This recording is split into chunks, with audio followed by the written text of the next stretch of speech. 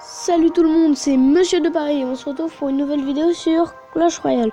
Alors, je vous fais une vidéo aujourd'hui pour la nouvelle mise à jour qui prendra effet demain. Donc, à l'heure où je vous parle, on est le 22 et elle prendra effet le 23. Elle a été donnée le 21, je crois, hier justement. Alors, regardez, je vais vous lire.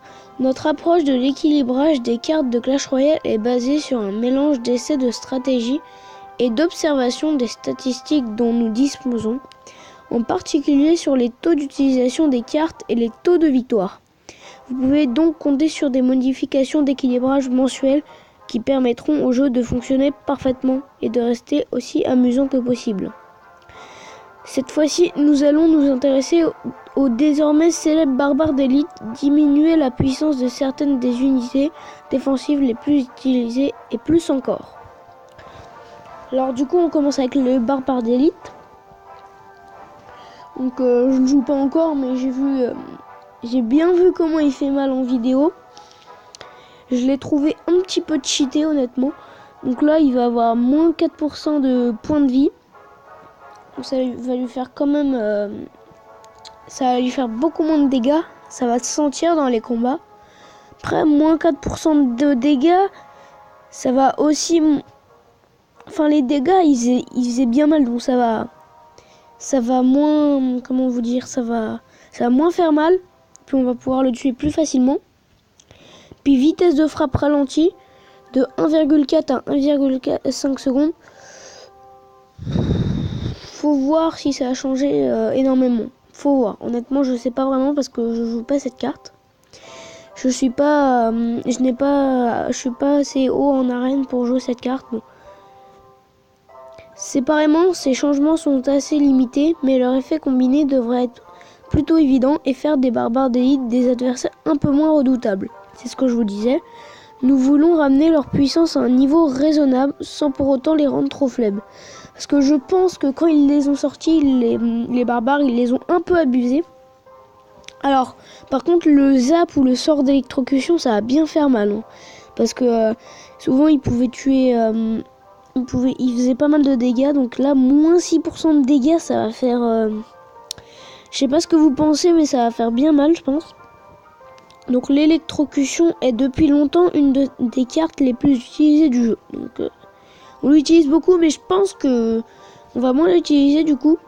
Ce changement devrait l'empêcher de détruire d'un coup un groupe de gobelins du même niveau, y compris ceux du feu à gobelins.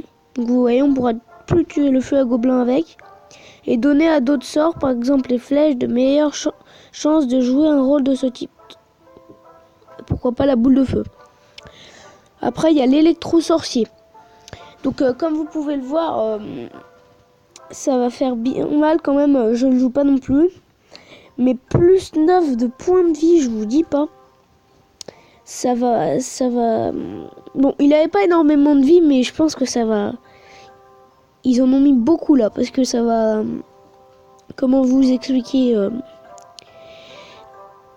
il aura plus de points de vie, il va faire beaucoup plus de dégâts, ça va encore plus être joué que d'habitude, déjà que c'est beaucoup joué l'électro-sorcier, alors là je vous dis pas.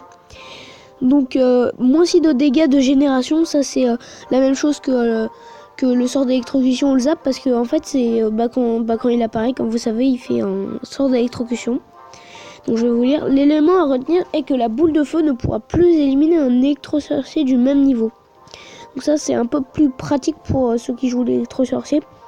La diminution des dégâts de génération est une question de cohérence par rapport à la modification de l'électrocution mentionnée ci-dessus. On passe à la méga gargouille. Donc je ne joue pas non plus. Donc elle va perdre moins 4% de dégâts. Ça, je pense que déjà on va beaucoup moins la jouer parce que vitesse de frappe aussi ralentie de 1,4 à 1,5. Je trouve ils auraient plutôt dû la EP que lui donner moins de choses, parce que honnêtement, regardez, moins 4% de dégâts. Déjà, elle faisait pas mal de dégâts, mais elle a presque pas de vie. Et puis la vitesse de frappe ralentie, honnêtement, on va presque plus la jouer. Donc la méga gargouille est une option défensive très appréciée et dont la puissance devait être modérée. Nous avons pensé que limiter ses dégâts plutôt que ses points de vie serait la solution la plus appropriée à sa nature d'unité cuirassée. C'est une gargouille, mais une gargouille bien protégée. Alors autour des archers, par contre honnêtement les archers on les joue pas énormément dans des gros niveaux.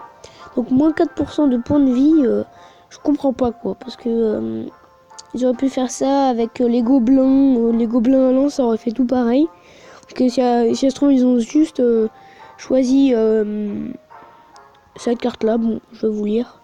Les archers sont actuellement une carte de soutien de premier ordre. Nous aimerions réduire un peu leur puissance, mais sans modifier l'équilibre de leur interaction avec les barbares d'élite et la méga gargouille, suite aux changements exposés ci-dessus. Après, il y a la bûche. Moins 4% de dégâts, réduction... moins 4% de dégâts, donc ça va faire beaucoup moins de dégâts. C'est un peu embêtant. Il faudra voir ça.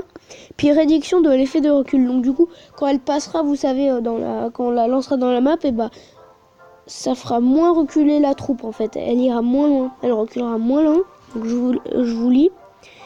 La réduction de l'effet de recul ne retirera pas à la bûche ce qui la rend unique. Elle restera la seule unité à pouvoir faire reculer toutes les troupes. Notre but est simplement de limiter sa capacité à contrôler les mouvements des combattants dans l'arène. La légère réduction de ses dégâts maintiendra l'équilibre actuel de ses interactions avec les archers. Ok. Après, autour du golem de glace, que bien sûr, je ne joue pas. Donc, parce que c'est arène 8, ouais, c'est ça qu'on le débloque. Donc, je suis pas du tout arène 8, je suis arène 6, ouais. Golem de glace, moins 5% de dégâts. C'est bête parce que déjà qu'il fait pas énormément de dégâts, elle va être beaucoup moins jouée. Et puis réduction du rayon des dégâts de mort et de la durée du ralentissement. Ouais, ça va pas l'avantager le golem de glace, donc du coup je vais vous lire. Le golem de glace est une des options défensives les plus populaires, ça c'est vrai. Et il y a actuellement trop d'influence sur le jeu pour une carte à 2 unités d'élixir. Comme nous apprécions son rôle d'unité lourde avec bas prix, nous avons décidé de nous contenter de réduire ses points de vie et sa capacité de contrôle. Honnêtement, au lieu de mettre à 2 unités d'élixir, je sais pas, ils auraient pu mettre à 3-4. Ils auraient dû dès le début le mettre à 3-4. Bon. Après, il y a l'esprit de glace.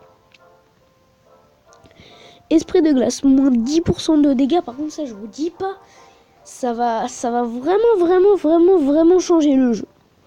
Donc, je vais vous lire. Pour l'instant, un seul esprit de glace peut suffisamment affaiblir toute une horde de gargouilles. Ça, c'est vrai. Pour qu'une tour couronnée détruise chacun d'entre elles d'un seul coup. Nous estimons que c'est un peu trop avantageux pour son prix en élixir. Ouais, mais 10% d'élixir, c'est beaucoup. 10% d'élixir. 1/10 de sa vie. C'est vraiment... Voilà. Donc, après, on passe au dernier. C'est le sorcier. Plus 0,5 de portée. Donc, il va pouvoir tirer d'un petit peu plus loin. Le taux d'utilisation du sorcier est assez bas. Comme vous le savez, une portée un peu plus élevée devrait contribuer à le remettre au niveau des autres troupes de soutien. Ok, d'accord. Le sorcier joue plutôt défensif, hein, donc après n'hésitez pas à nous faire part de vos idées et commentaires sur nos forums ou sur Reddit en anglais. A bientôt dans l'arène, l'équipe de Clash Royale. Donc voilà pour ce petit résumé, hein.